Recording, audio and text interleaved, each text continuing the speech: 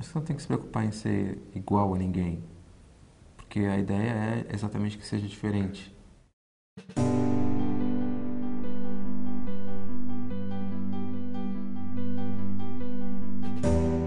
Todo mundo olha para o sexo oposto de uma forma diferente e de repente você se pega estranhando porque você olha para o sexo oposto e continua tudo igual e de repente você olha para o mesmo sexo e alguma coisa você sente que está diferente. É uma coisa muito difícil de entender.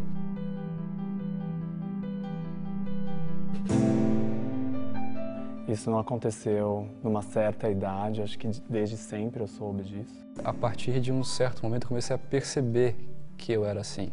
As lembranças que eu tenho de infância já começam com essa sensação. Mesmo antes de pintar qualquer tipo de atração sexual, eu já sentia que eu era diferente, eu já não entrava em brincadeira de luta, não jogava futebol, não era um menino dentro dos padrões. Então, assim, não jogava bola, mas jogava basquete. Então, o esporte era uma coisa resolvida. Então, acabava não transparecendo nada e nem para mim, principalmente.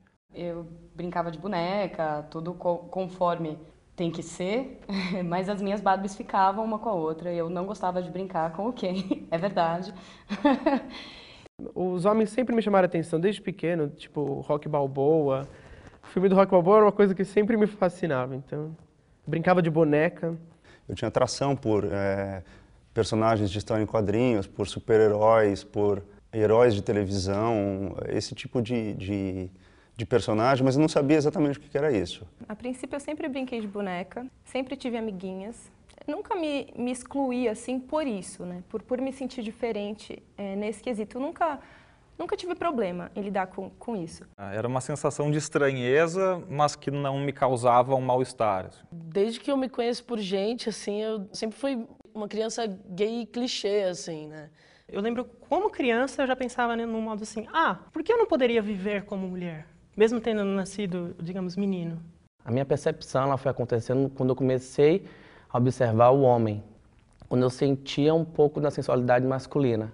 Eu falava, gente, mas eu tô achando essa menina bonita demais pra ser normal. E aí eu falei pra minha amiga, olha, eu acho que eu tô afim de uma menina. Eu olhava e falava, poxa, que cara bonito, mas eu não tinha percebido que era um interesse, assim, sexual. Nessa coisa do ginásio, dos amigos e tal, eu nunca desejei os meus amigos, eu nunca pensei nessa coisa de desejar, mas eu me sentia excitado, eu não sabia explicar exatamente o que é isso. Eu estudava em colégio só de homem e aí eu comecei a achar graça nos garotos da minha classe.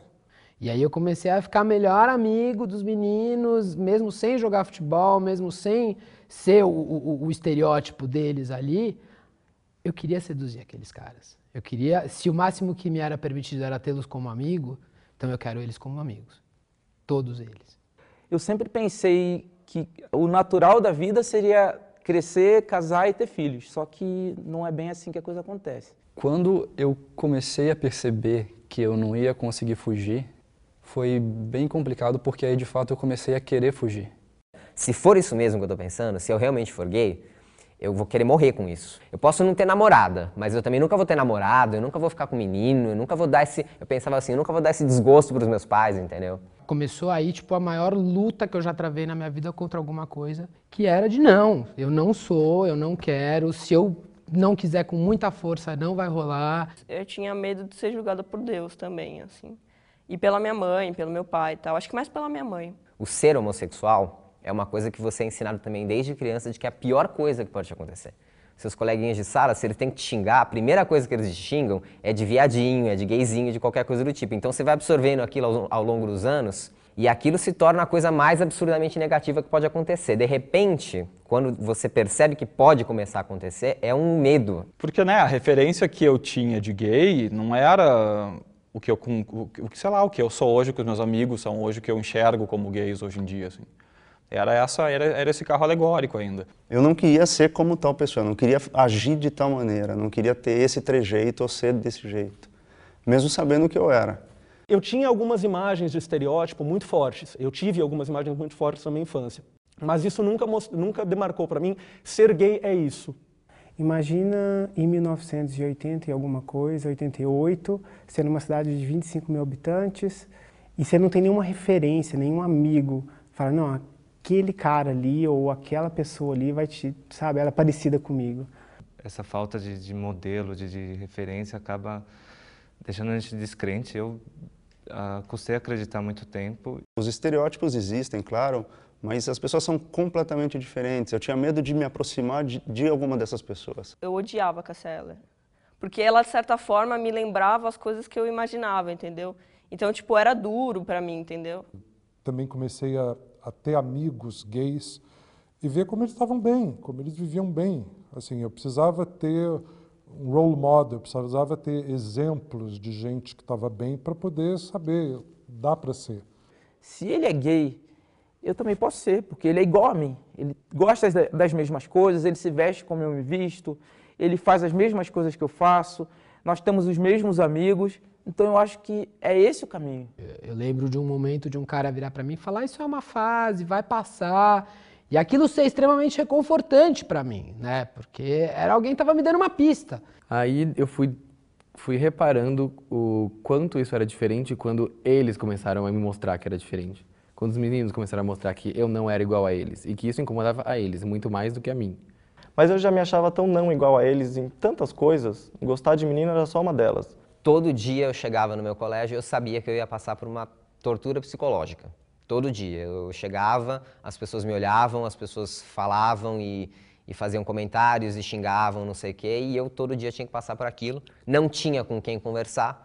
Eu tive que passar muito tempo sozinho, fugia de muito bullying que acontecia pela escola. E para evitar constrangimento, não só para mim, mas para as outras pessoas que estivessem ao meu redor, eu também fugia. Eu ficava meio isolada, na verdade, né? Porque eu não fazia parte nem do grupo das meninas, porque eu não fazia as mesmas coisas que elas, e nem do grupo deles, porque eu não era um menino, na verdade. Sempre me vi como uma menina, desde criança. Mas eu percebi logo que não era bem assim que as coisas funcionavam.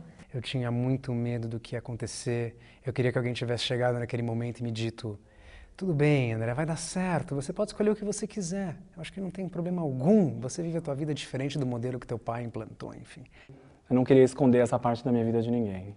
Então achei melhor que contasse para todo mundo, começando pela minha família, por piores que fossem as consequências. Na verdade, eu demorei mais tempo do que eu gostaria para contar para os meus pais. Em função do ambiente, na verdade, eu tinha um medo muito grande da aceitação do meu pai, especificamente. Era meio personificado nele. Depois, muito tempo depois, eu fui descobrir o tanto que eu estava sendo injusto com ele. Porque quando ele descobriu, foi ok. Mas na época, o maior medo que eu tinha era o meu pai, eram os amigos do meu pai.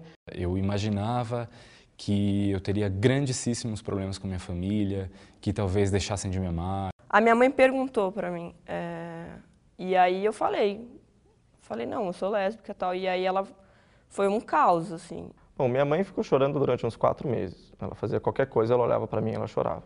Eu tinha que dizer para onde eu estava indo, com quem eu estava indo, que horas eu ia voltar.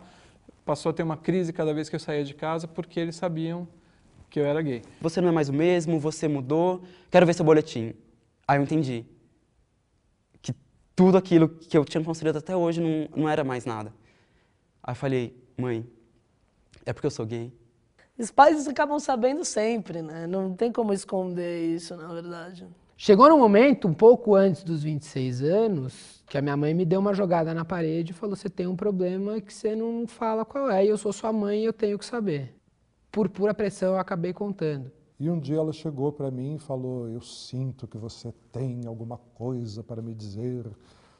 Eu até sei o que é, mas eu acho importante que você diga com as suas palavras. Eu falei, meu, que mãe do caralho que eu tenho. Olha que mãe sensacional. Eu falei, pois é, mãe, eu sou gay. Ela, bum, quase desmaiou.